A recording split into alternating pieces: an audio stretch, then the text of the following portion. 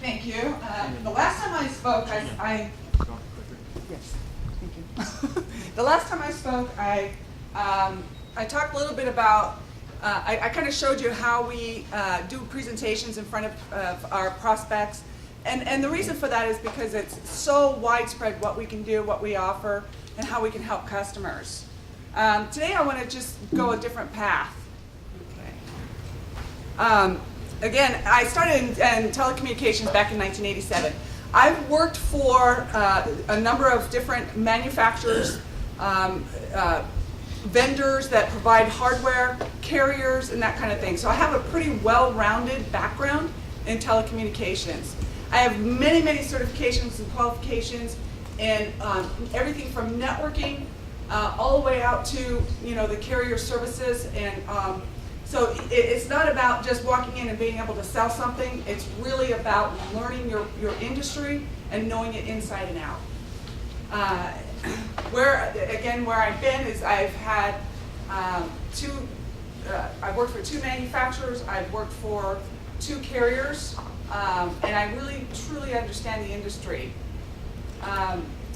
Things I like, you can't see it on there, it's passion. Things I like doing or I love doing for companies is I love to educate companies. A lot of the smaller companies don't know what they have, what they're using. They have no idea how much they're paying and why they're paying it, and they don't have that advocate for them. I come in and I show them all these things. I become their advocate, and that's what I really love doing. I love helping them design their communications and plan for the future.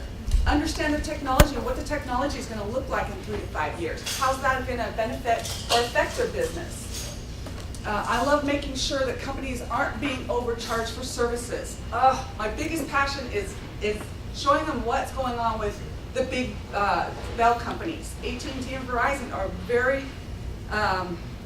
bad with overcharging all the time. They're constantly overcharging. And when the customer goes back and says, "What's this charge?" they'll say, "You should know your phone bill." That's when I come in and tell them how they can benefit. You can't see it here, but what I have here is there's a red underline there. Unfortunately, it's just too small. I was trying to make it larger, but those 2 areas are areas where the AT&T has overbilled this customer. I came in and took their phone bill from $1,400 a month down to $900 a month. So, and even if I wasn't able to do this, I was able to save them $275 a month, just showing them how they can remove that bill, that charge on their bill. Because that's just what I do. I want to get that away from them. I can help companies with as small as few lines, DSL, to large multi-site companies. Of course, that's where we provide the most benefit. In multi-site organizations where they're communicating between offices, that's where I provide the most benefit. I can help startup businesses.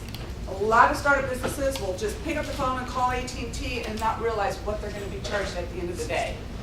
I can help companies that are moving or going through major changes. I just helped a company that got bought from another company, and a portion of it got split up. They only need a few lines of DSL, so I was able to help them with that. And we have contractual agreements and so forth that I was able to help them without having to extend that to a long amount of time that wouldn't work out for them. I can help companies who are looking to supplement their current services. So if they've got current services and they need backup, I can help them with that as well. Basically, that's it. Do you have any questions? How do the big carriers get away with all that overcharging? Well, they've been doing it for years and years. They actually had a lawsuit against them a while back where they had to go back and take those things off. But they still have, all of a sudden it'll show up on a bill. I'll tell the customer, you need to say this, this, and this to have it removed. They remove it, they put it back on, remove it.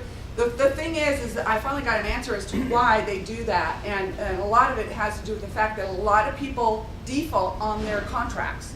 So they'll say, somebody's got to pay, and that's their attitude. So That's why I have a passion to help out customers and companies. What if we're already in an AT&T contract like a year?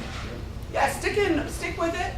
If you're in it for a year, I can help you in about 9 months, and because that's when you start looking into making a change. 9 months into the end of your contract, you want to start, looking at options for you.